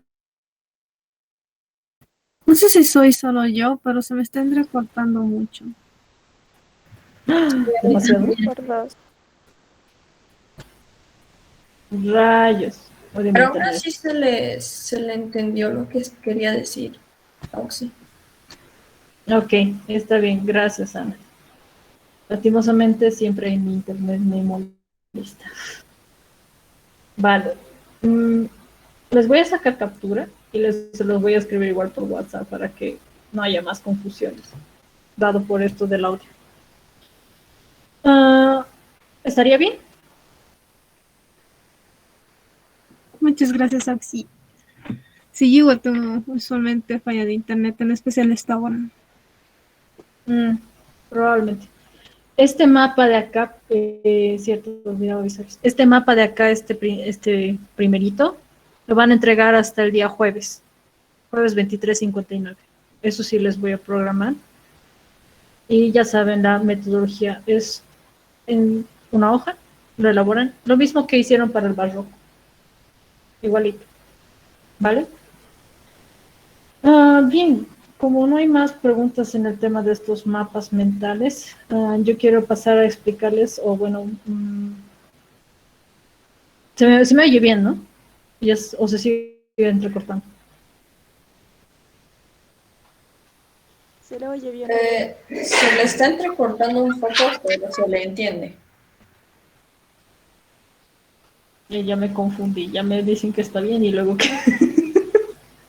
Yo le oigo bien. O sea, se corta, pero se entiende. O sea, se corta la palabra, pero se entiende la palabra. Ok, Ana. Bueno, creo que el tema de tu internet o a alguien más le ocurre lo mismo. Sí, a mí me pasa lo mismo de que se entrecorta un poquito, pero se entiende. Ya. Bueno, anuncio rapidito. Voy a abrir un enlace de Drive y los que gusten, esto no es obligatorio, van a subir en un PDF igual las fotos de sus cuadernos. ¿Por qué estoy haciendo esto? Porque probablemente igual al final del año vamos a revisar los cuadernos y pues obviamente vamos a tener que calificarlos. Entonces, por eso estoy haciendo esta parte de que los que quieren suban, yo les voy a dar las observaciones que les falta mejorar. Si alguien tiene alguna consulta de esto, igual lo puede hacer. Entonces, esto es opcional, de que presenten como un primer avance de su cuaderno hasta ahora. Porque no quiero que llegue el último parcial, nadie tenga su cuaderno hecho y se acabó. No hubo un seguimiento exactamente, ¿no? Entonces, lo voy a abrir en el enlace de Drive, se los voy a pasar. ¿De qué tema exactamente? Todo el cuaderno, porque todo el cuaderno va a estar. Vamos a revisarlos, ¿no? Entonces, esa revisión yo la voy a hacer por mi parte para orientarles un poco más que pueden mejorar. Ah, ya está aquí. Sí, desde inicios de clases, todo el cuaderno. Voy a tener que rehacer. Mis apuntes son muy feos. Si tienen algunas cosas que no lo han hecho bien, esto no es una revisión que, por ejemplo, les voy a calificar puntaje. Les voy a hacer las observaciones o qué pueden ir mejorando. No se preocupen por eso, pero tampoco vayan a decir que cualquier cosa pueden presentar. Fanny, está bien lo que has mostrado, muchas gracias. He tenido aquí en la casa un imprevisto y te agradezco mucho y también por la tolerancia del grupo. Mañana, está bien, he visto una parte de lo que has mostrado, mañana vamos a redondear y en la siguiente semana estaríamos entrando a analizar los istmos, ¿no? Y eso se ha caracterizado esa parte por ser una parte aplicativa. Lo que hacíamos en realidad desde hace 3 años que no podemos, generalmente hacíamos un paseo a Cachaca, aquí kilómetro 90 al trópico, al parque ecoturístico. Entonces hacíamos un análisis muy rápido de la situación de la señalética. Entonces, en función a eso, todos los estudiantes proponían, inclusive yo y la auxiliar proponíamos piezas gráficas de señalética a partir de algún elemento observado en la naturaleza, ¿no? Y además, aplicando una de las escuelas, uno de los istmos, que es una parte muy, muy bonita, muy interesante, les va a gustar muchísimo. Lamentablemente no podemos hacer esa actividad por la coyuntura, por la situación actual. Sin embargo, yo quisiera saber si en el curso hay una mesa directiva. No sé si hay. ¿Alguien podría decirnos? Sí, Ana Carolina, ¿existe una mesa directiva? No, hasta ahora no tenemos. No se han organizado. Bueno, yo les voy a pedir, al igual que mi grupo de historiadores, lo siguiente. Vamos a dividir el curso primero, los que tienen carnet par y los que tienen un número impar. ¿Ya? Somos, bueno, alrededor de unas 80 personas las que habitualmente están entrando al curso. Entonces entiendo que podría dividirse inicialmente carnet con terminación número par y número impar. Entonces estaríamos hablando de un grupo de 40 personas y otro grupo de 40 personas. Estos dos grupos a la vez se van a dividir, se van a subdividir en dos grupos. Es decir, vamos a formar 4 grupos de 20 personas. Y me gustaría, Fanny, que puedas ver un reporte de vacunas de los estudiantes. ¿Ya?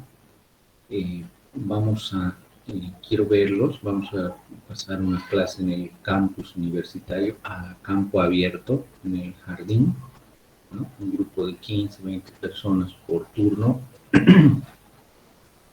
Y en el jardín, como hace unos años hicimos una simulación en el jardín botánico, vamos a hacer este ejercicio final, ¿ya? Esto es para el parcial final. Una vez que hayamos agotado toda esta parte de los sismos. Entonces es necesario configurar organícense por favor, necesito una mesa directiva, que Fanny tiene conocimiento, les va a guiar. Inicialmente, Fanny, por favor, esa división, números pares y impares, para ingreso a la universidad, y lo vamos a hacer por grupos reducidos. Pero vamos a ver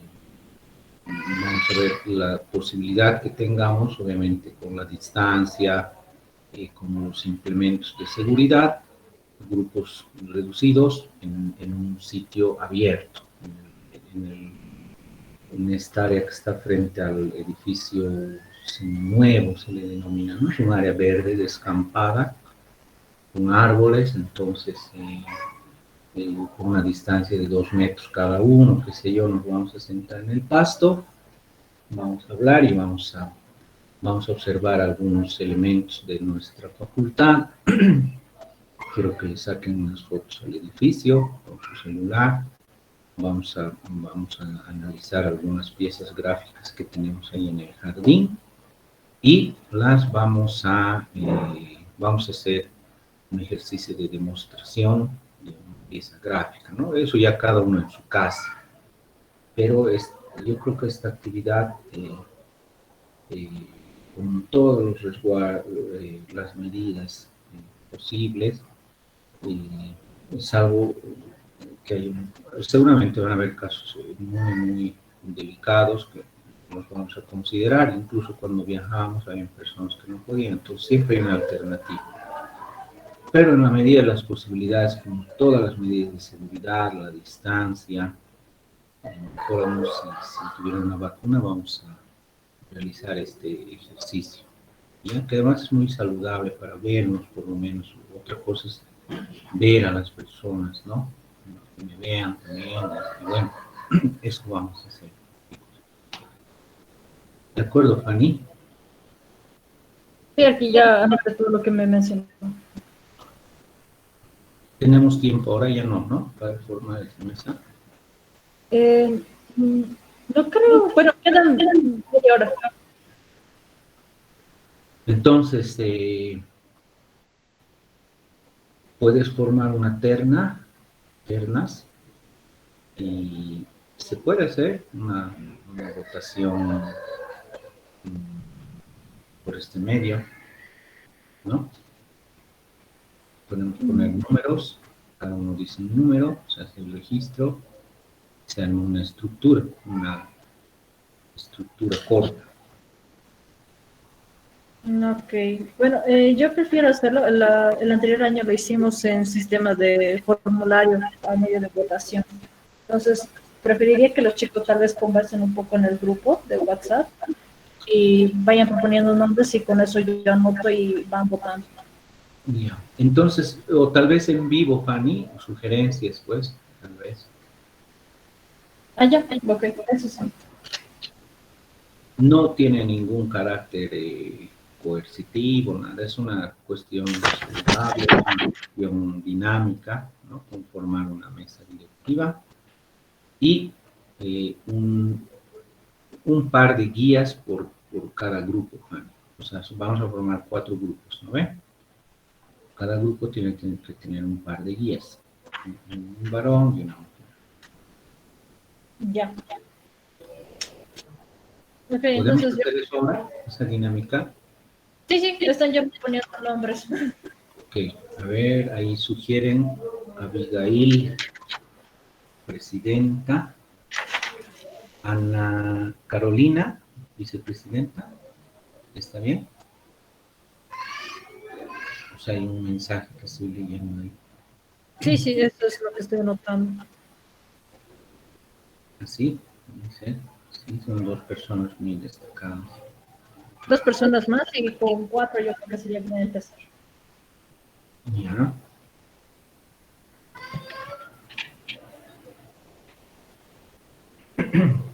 Cuatro, por lo menos. ¿Puedes llevar adelante esa dinámica, Fanny, por favor? Sí, yo me cargo. Ok. Ahora, pues, lo haremos. Vale. Entonces tenemos a Abigail y Ana. 2 nombres más. Rodrigo Medrano, ya. Y paralelamente, Fanny, bueno, yo nomás he hablado, me gustaría saber la percepción de la mayoría del curso respecto a hacer una visita una mañana, un mediodía, ¿no? Facultad. ¿O hay En algún lo personal, aquí me encantaría. Alexia Micaela? ¿Sí? Sí, decía que en lo personal me encantaría. De Me acuerdo, parece pues, una muy Alexia. buena dinámica. A mí también, porque quiero conocerlos, solo los veo así, el más feliz voy a ser yo. Vamos a ser felices aquí. Sí, sí. Ya, tengo 3 nombres. Rodrigo Medrano. A ver.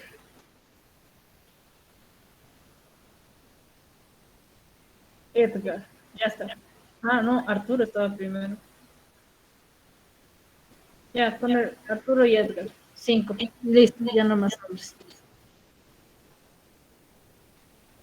De todas formas, igual podrían quedar para guías. Ya, hazlo pues, Fanny, me voy a estar escuchando ya, por favor, estoy con en realidad una visita familiar y como la bebé un poquito tenía que...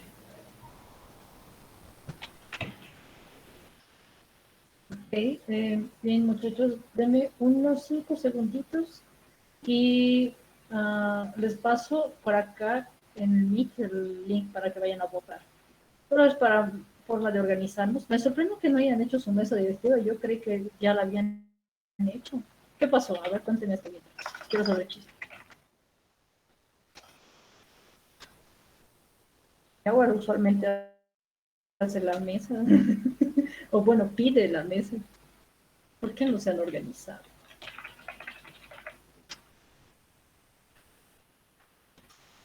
Ah, sí, en serio. Buenas noches. Aquí, hola, Fanny. Ya, en sí es que es un poco complicado comunicarnos por virtual porque, digamos, cuando ustedes nos llaman, obviamente estamos todos, pero cuando nosotros llamamos, ¿no? A alguien como, digamos, fuera de clases, no todos entran porque otros están ocupados trabajando y demás, y entonces no pueden dar su opinión o algo por el estilo, y es la mayoría, digamos, y por esa razón no hemos organizado nada. Mm, bueno, es sorprendente, ¿no? Porque incluso me enteré que antes de ayer, no, ayer fueron a la Plaza Corona a hacerse ver sus poleras en Feria del Colón, no estoy muy segura, pero yo dije ya para eso pues se han organizado, porque es bastante complejo organizar un grupo grande de personas, ¿no? Auxiliar. Sí, Rodrigo. Bueno, a principios de este año tocamos el tema, así creo, en un grupo así, pero después no sé en qué quedó, la verdad. Yo digo que fue más que nada porque no nos lo exigieron. Recién hoy día creo que ya nos preguntó si teníamos o no. Y después, pues, falta de interés. Nadie se puso las pilas para hacerlo porque no nos lo exigían y tampoco es que lo necesitábamos o queríamos realmente. Entonces, nunca lo hicimos. Es interesante, ¿no? Que se haya quedado así. Bueno, no sé si está Arturo ahí o Diego. A ver. Sí, ¿qué pasó? Nada, pues ya que les cuentas el chisme de cómo me hicieron a mí y me obligaron. ¿Cómo me hicieron? Sí, era más sencillo. No, pero es que el año pasado estábamos mucho más organizados. Hubo como un momento extraño cuando hubo ese receso, perdón, de 2 semanas, en la que como que todos se separaron, dividieron, no sé, ya nadie hablaba, no decía nada, nadie, de nada. Y creo que hemos perdido contacto en general con varias personas. Y ya no se habló más de eso, pero en el nuestro, en el caso era que también nos exigía por muchas cosas, ¿no? Tener una mesa directiva era necesario. Y al final todos nos hemos organizado para hacer. Y esa vez sí, Fanny no quería hacer nada, pero al final todos le hemos obligado, casi, no obligado, pero sí le hemos impulsado demasiado y al final accedió. Y pues, ¿verdad? Teníamos presidente. Sí, bastante. A veces es necesario porque incluso a modo de charlar un poco, sucede que el año pasado nosotros teníamos un problema de computación básica. No estaba abierta la materia, o sea, no teníamos docente que nos diera y perdimos como 3, prácticamente un parcial y medio. Entonces, imagínense, es como que no tenemos materia, no tenemos docente, te vas a tirar, porque eso prácticamente sucedía. La materia estaba abierta, pero nos íbamos a tirar. Entonces, también por esos detalles de coordinar, exigir algunas cosas que faltan, e incluso es para su propio beneficio. Si alguien no hace, ¿por qué creen que yo les pregunto estos últimos días cómo les van sus tareas? Es para saber, sondear cómo les está yendo, si están ocupados, si están con problemas, porque puede pasar, es comprensible por toda esta situación del COVID. Entonces, Y yo creo que ha sucedido, Fanny, porque yo los noté a los chicos un poco agobiados con muchas materias y hablando se podía solucionar muchas cosas, ¿no? Decir, por ejemplo, habían días que teníamos 3 o 4 exámenes y el anterior año era mucho más sencillo porque sabíamos que teníamos 3 exámenes y hablábamos con el docente para hacerlo, para tener 2 exámenes por día, no máximo, o 3. Entonces, así nos organizábamos de mejor manera y también no había mucho drama, mucho show, porque me acuerdo que uno de estos días tuvimos como 3 o 4 exámenes en el mismo día, finales. Y, y no, o sea, como dices, hubiera sido beneficioso tener una mesa justamente para hablar de esto, decir, ¿saben qué, chicos? Estamos con tanta cantidad de tareas, tanta cantidad de cosas, y para hablar con los docentes. Y bueno, incluso el año pasado el docente Iván Marcelo nos dio un día completo, ¿no? Para que terminemos lo de taller. no, sí, justamente me dijeron, Fanny, por favor, diles. Y esa vez el docente más bien accedió a ayudarnos y yo pienso que este año también podríamos hacer ello, ¿no? Pero nos faltó organizarnos, creo, demasiado. Sí, gracias Arturo por esa aclaración, ¿no? Es como que solucionando, perdón, estoy hablando chueco. Hablando se solucionan muchas cosas. Les podríamos entender o intentar hacerlo, al menos para eso es el tema del presidente, ¿no? Porque esta persona me va a decir la situación que se está viviendo en todo el curso, en la mayoría. Y eso sirve mucho para taller, porque digamos en taller nos faltaba un día de presentación, decíamos no vamos a alcanzar porque ya el parcial es bastante, Entonces, necesitamos que por favor nos dé al menos un... Y era chistoso porque yo pedía, por ejemplo, decíamos, Jaguar no nos va a dar un día, nos va a dar horas, entonces pidámosle que sea, si la entregas a las 2, que sea la entrega hasta las 9 de la noche. ¿Qué hacía? Jaguar decir, nos daba un día entero. Nos decía, bueno, entreguen al día siguiente, pero todo eso se lograba hablar. ¿Cómo le fue con su fotografía? ¿Todo bien? Listos. Bien, a ver, ya hice el formulario.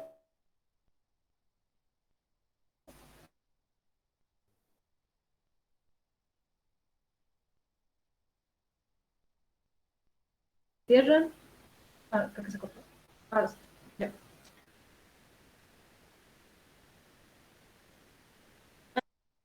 Hay 5 nombres, se escogen uno, el que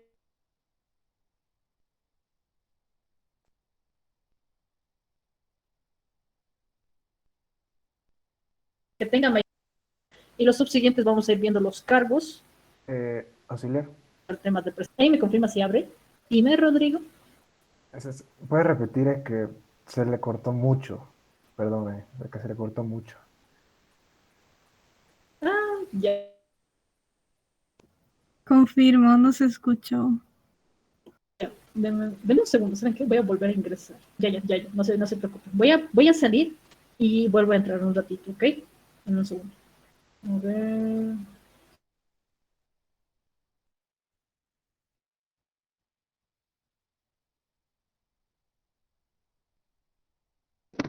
Creo que dijo que el top one de la votación va a ser el presidente y luego se van a debatir los cargos según a los que siguen, ¿no? Algo así.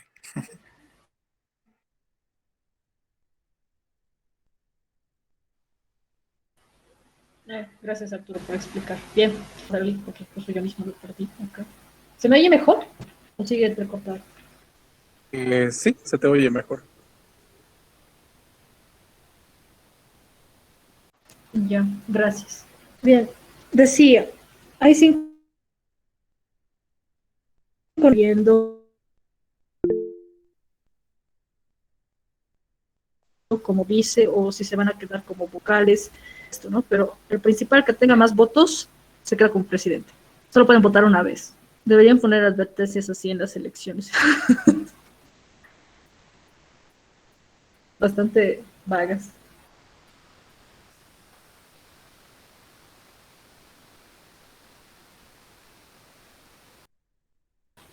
Silencio electoral, ¿qué les pasa? ¿Cómo van a decir? Ah, no, tienes mi voto.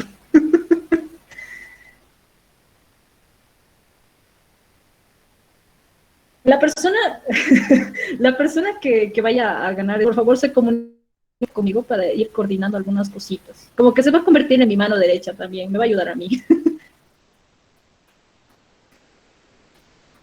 Está reñido, no sé quién va a ganar. Será el auxiliar del auxiliar. Así es, exactamente. Como todo tiene una cadena, va a ser el auxiliar mío.